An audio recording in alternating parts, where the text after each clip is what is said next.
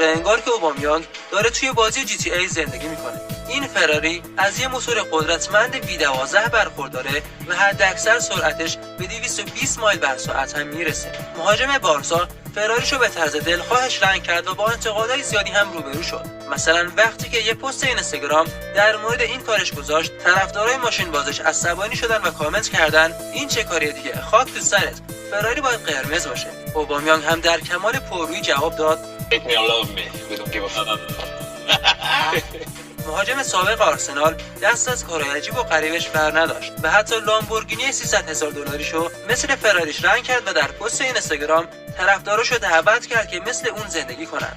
اما نیمار جونیور خودرویی داره که هیچ کسی توی دنیا نمیتونه داشته باشه. خب ببینین نیمار در هر سال چیزی حدود 100 میلیون دلار درآمد داره و هیچ چیزی بیشتر از خرج کردن پولهاش برای خودروهای لوکس راضیش نمیکنه. در واقع نیمار به خودروهاش خیلی معروفه و هر وقت توی خیابونای پاریس در حال رانندگی کلی از مردم دنبالش میافتن تا باهاش عکس بگیرن.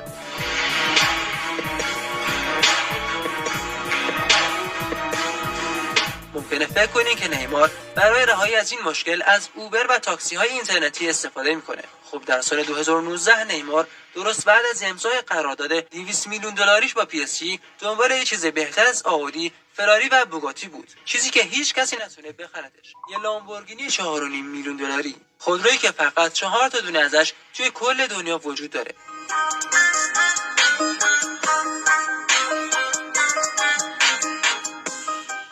ولی میدونین عجیب تر از این چیه؟ خب سال بعدش نیمار تصمیم گرفت که بازم یکم ولخرجی کنه، چون لامبورگینی 4.5 میلیون دلاریش به اندازه کافی حسابهای بانکیشو خالی نکرده بود. پس این دفعه این ماشین رو خرید.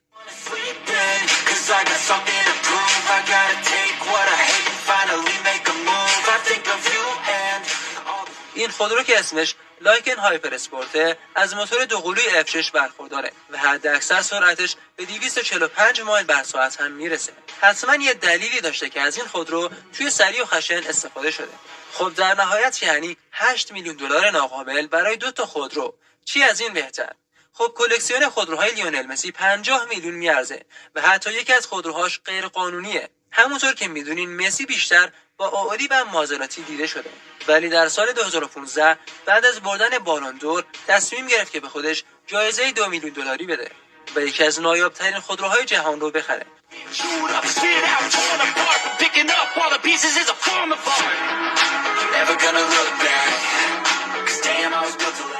پاگانی زوندای مسی از موتور V12 برخورداره و حتی میتونه تا 208 مایل بر ساعت هم بره، یعنی بیشتر از سرعت یک هواپیما در زمان تیکاف.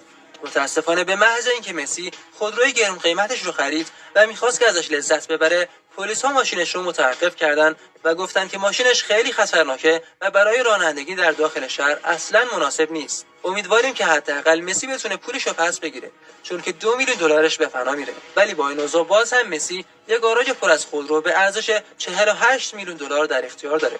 اما خب CR7 یک گاراژ پر از خودروهای لوکس و گرون قیمت به ارزش 22 میلیون دلار داره که حتی خودش هم نمیدونه تعداد اونها چند تاست.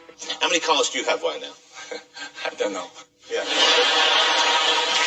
نصف پولهایی که رونالدو برای ماشیناش خرج کرده مربوط میشه به کلکسیون خودروهاش از برند محبوب بوگاتی. مثلا در سال 2016 رونالدو 2 میلیون دلار خرج بوگاتی ویرون تماما مشکی کرد. یه سال بعد هم 3 میلیون دلار دیگه برای بوگاتی چیرون نقره‌ای هزینه کرد. این دفعه رونالدو لوگوی CR7 خودش رو هم روی ماشینش هک کرده بود. در سال 2020 هم وقتی که شرکت بوگاتی می‌خواست بهترین خودروشو به فروش بذاره، رونالدو نفر اولی بود که در صحنه حضور داشت و مبلغ هنگفته 12 میلیون دلار برای این خودرو پرداخت کرد.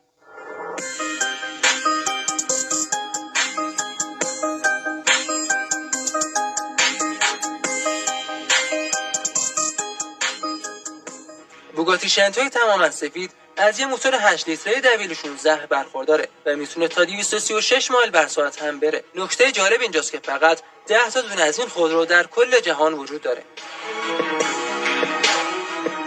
خب تا اینجای کار رونالدو 17 میلیون دلار برای کلکسیون ماشین بوگاتیش خرج کرده. ولی این پایان کار نیست. اون در سال 2019 بعد از قهرمانی در سری آ ایتالیا موفقیتش رو با مکلارن به ارزش 900,000 دلار جشن گرفت.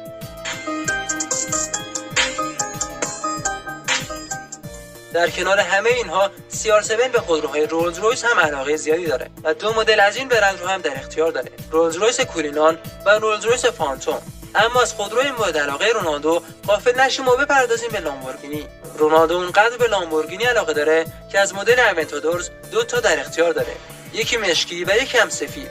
خودروهایی که رونالدو از خریدن اونها پشیمون شد. میگین چرا؟ خب تماشا کنید.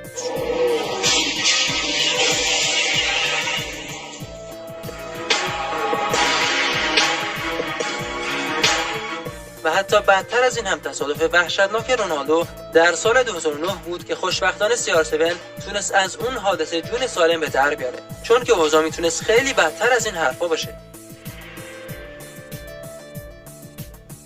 هممون میتونیم از این اتفاقات درس بگیریم و اونم اینه که اگه زندگی یه میلیونر در یه چشم هم زدن میتونه تموم بشه، نه پول، نه شهرت و نه هیچ چیز دیگه ای نمیتونه جلوی این اتفاق رو بگیره.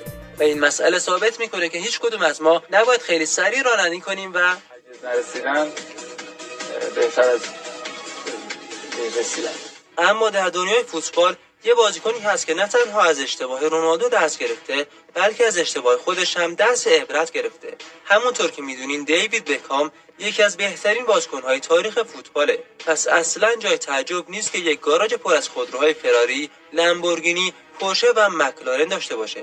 اما بکام در سال 2018 به خاطر رانندگی با سرعت بیش از حد با خودروی گران قیمت بنتلیش توسط پلیس‌ها دستگیر شد و چون که بار اولی نبود که بکام همچین خطایی رو مرتکب می‌شد، پلیس‌ها مصمم بودند که گواهینامه بکام رو باطل کنند. اما به خاطر تلاش‌های وکیل دیوید بکام، پلیس با یک شرط راضی شد که این کار رو انجام نده و اونم این بود که بکام باید یه راننده شخصی یا به اصطلاح شوفر استخدام کنه.